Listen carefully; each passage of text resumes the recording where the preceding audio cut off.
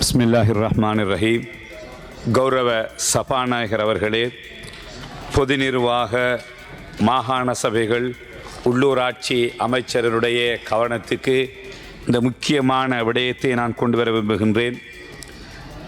இதனை இன்று பேசுவதற்கு அனுமதி தந்த கௌரவ சபாநாயகர் அவர்களுக்கு நான் முதற்கண் என்னுடைய நன்றிகளை தெரிவித்துக் கொள்கிறேன்.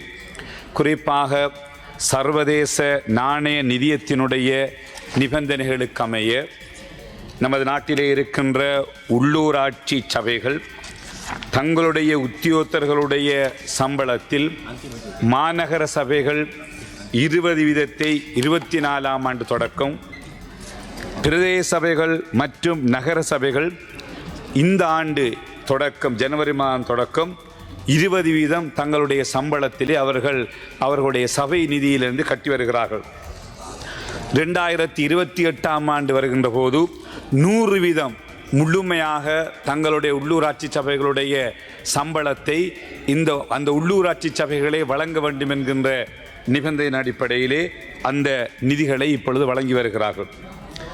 கௌரவ சபாநாயகர் அவர்களே, இன்று நாட்டிலே இருக்கின்ற பொருளாதார சூழ்நிலையில் நாடு முழுவதும் இருக்கின்ற உள்ளூராட்சி சபைகள், அதிலும் குறிப்பாக வடகிழக்கு மாகாணத்திலே இருக்கிற பொருளாதார முன்னேற்றம் இல்லாத நிலையில் முதலீடுகள் அல்லது அபிவிருத்தி நிதியங்கள் மற்றும் வேறு எந்த முதலீடுகளும் இல்லாத நிலையில் யுத்தத்தினாலும் சுனாமி இயற்கை அனர்த்தங்களினாலும் பாதிக்கப்பட்ட மிக மோசமான அந்த உள்ளூராட்சி சபைகள் தங்களுடைய ஊழியர்களுடைய 20% 40% சம்பளத்தை கொடுப்பதிலே கடும் கஷ்டமான நிலையை எதிர்நோக்குகிறார்கள்.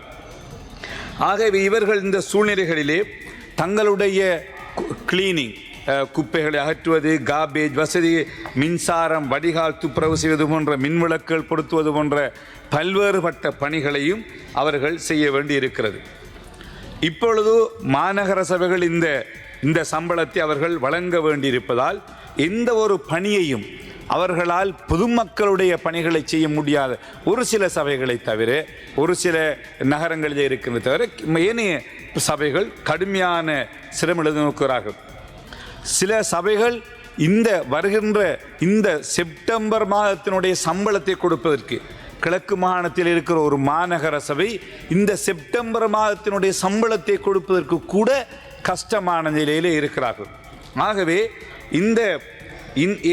இதனால் இந்த ஏனைய அரச உத்தியோகத்தர்கள் உள்ளூராட்சி சபைகளுக்கு வருவதற்கு விருப்பம் தெரிவிப்பதில்லை. அதே போன்று இங்கிருக்கின்ற உள்ளூராட்சி சபைகளில் பணியாற்றுகின்றவர்களும் இடமாற்றங்களை பெற்று வேறு அரச நிறுவனங்களுக்கு போய்வதற்கும் இன்று நிலைமை காணப்படுகிறது. ஆகவே இவ்வாறு செயற்படுகின்ற போது எதிர்காலத்திலே உள்ளூராட்சி சபைகள் நிறைய பிரச்சனைகளையும் கஷ்டங்களையும் எதிர்நோக்க வேண்டி ஏற்படும். அரசாங்கம் அண்மையிலே வளமான நாடும் அழகான வாழ்க்கையும் என்ற ஒரு புதிய கொள்கை, கிளீன் ஸ்ரீலங்கா என்கின்ற இந்த கொள்கைகளை நடைமுறைப்படுத்துவதற்கு முக்கியமான சபைகள் தான் உள்ளூராட்சி சபைகள். ஆக இந்த உள்ளூராட்சி சபைகள் ஒரு பலமில்லாமல் இருந்தால் இவைகளை செய்ய முடியாத சூழ்நிலை ஏற்படும். ஆகவே கௌரவ சபாநாயகர் அவர்களே, நான் கௌரவ அமைச்சர்களிடத்தில் கேட்கின்றேன், அரசாங்கம் இது தொடர்பிலே கவனம் செலுத்த வேண்டும். அதே போன்று அவ்வாறு இந்த சபைகளுக்கு நீங்கள் ஒரு காலம் கொடுக்க வேண்டும். ஒரு குறிப்பிட்ட காலத்தை கொடுத்து அந்த சபைகளுக்கு நிதிகளை வட்டி இல்லாத கடின அடிப்படையிலே சந்தைகளை கட்டுவதற்கு, எரிபொருள் நிலையங்கள், ஏனைய பொது வேலைகள், ஏனைய வருமானத்தை ஈட்டக்கூடிய அவர்களுடைய ஆலோசனைகளை பெற்று ஒவ்வொரு சபைகளிலும் வேறு வேறு விதமான அந்த முயற்சிகளை மேற்கொள்ளுகின்ற போது அந்த சபைகள் வருமானத்தை பெற முடியும். திடீரென்று எந்த வருமானம் இல்லாத நிலையிலே அவர்களுடைய சம்பளத்தை கொடுக்கும்போது அவர்களால் செய்ய முடியாது. ஆகவே இந்த நிலைமைகளை அவர்கள் எதிர்காலத்திலே தங்களுடைய சபைகளிலே இருக்கிற குப்பை குளங்களை, வடிகான்களை, ஏனைய விஷயங்களை செய்வதிலே